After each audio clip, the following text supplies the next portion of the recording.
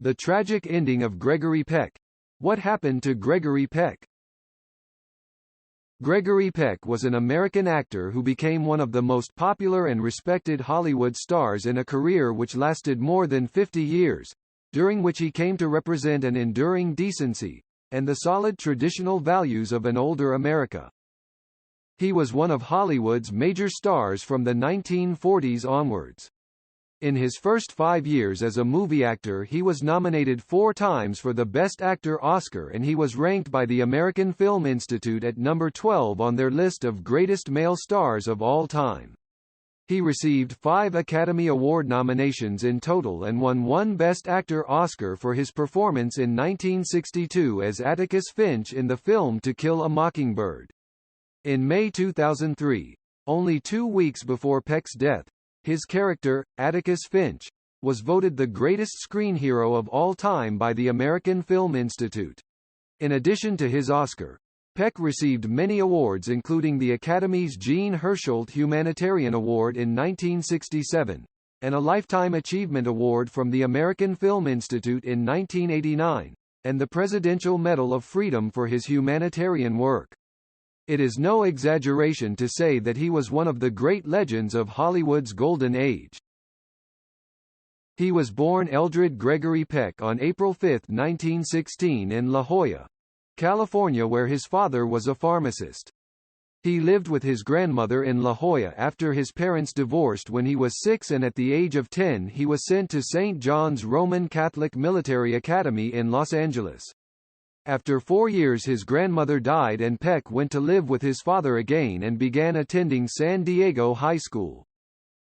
After graduating, he spent 1 year at San Diego State Teachers College, where he took courses in drama and public speaking, and then enrolled as a medical student at the University of California, Berkeley, respecting his father's wish that he should become a doctor.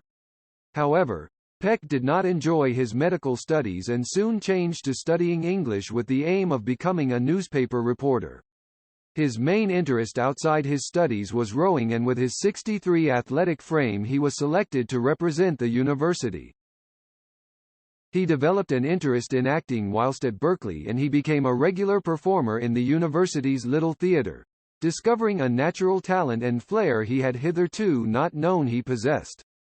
When he graduated with a degree in English in 1939, he changed his name from Eldred to Gregory Peck and relocated to New York City to pursue his new vocation.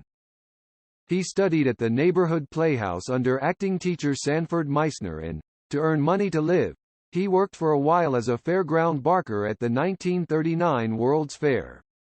Within a year he was filling small roles in short-run traveling shows, but his natural, easy style marked him out, and in 1942 he was selected for his professional debut on Broadway as the lead in Emlyn Williams' play, The Morning Star.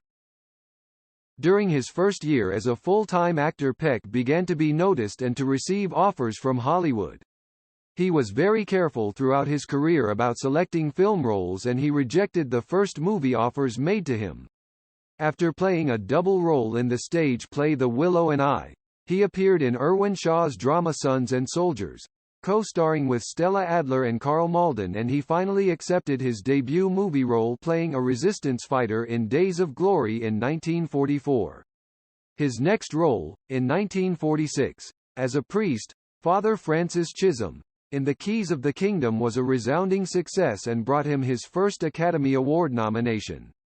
It was the start of a run of movie successes which made Peck a major Hollywood star.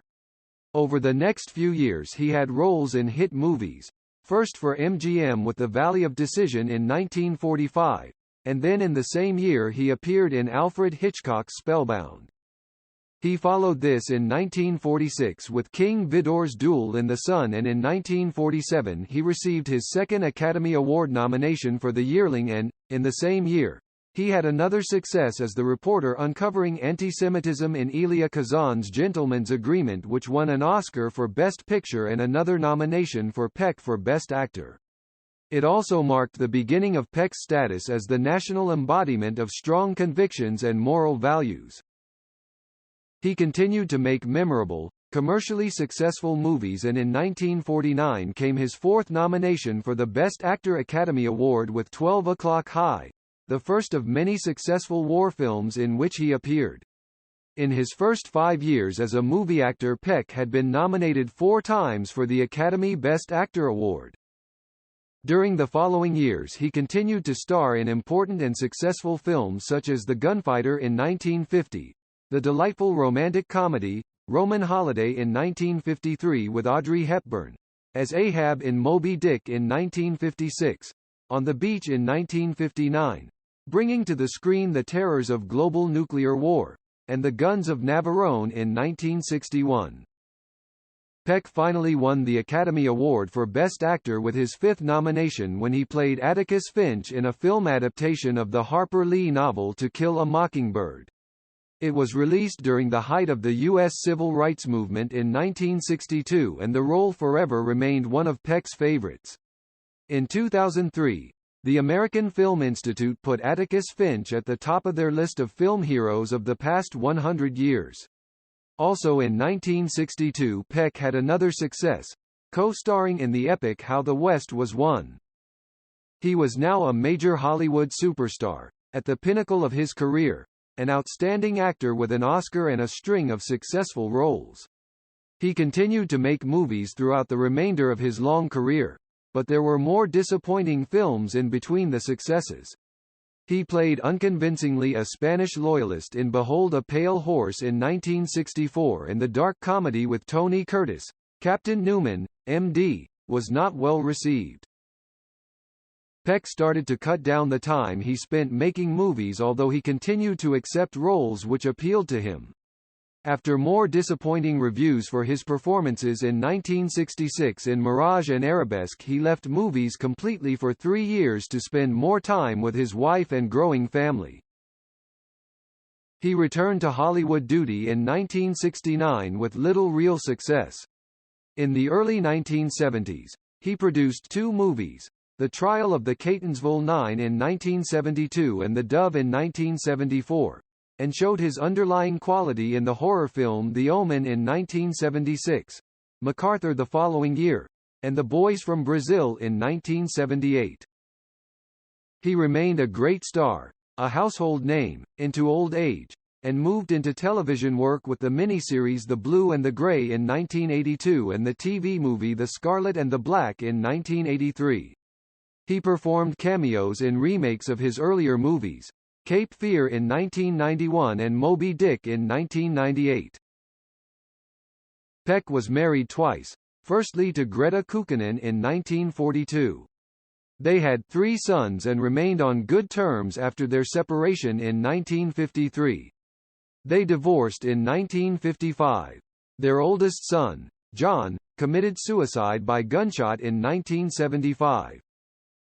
When he came to Italy to shoot Roman Holiday in 1953, Peck was inwardly unhappy about his recent separation and imminent divorce from Greta. However, during the shoot, he fell in love with a French reporter, Véronique Pisani, who had interviewed him prior to his departure to film Roman Holiday. After his divorce, he married Véronique and they remained together until his death. They had 2 children, Anthony and Cecilia, who both became actors. Aged 85, Peck reverted to his first love, the stage. For 2 years he toured America, speaking about his life and experiences as a father, and as a Hollywood celebrity and actor. Gregory Peck passed away in his sleep on June 12, 2003, at the age of 87, from a bronchial ailment. He is buried in the Cathedral of Our Lady of the Angels in Los Angeles. Goodbye legendary actress, Sidney Poitier.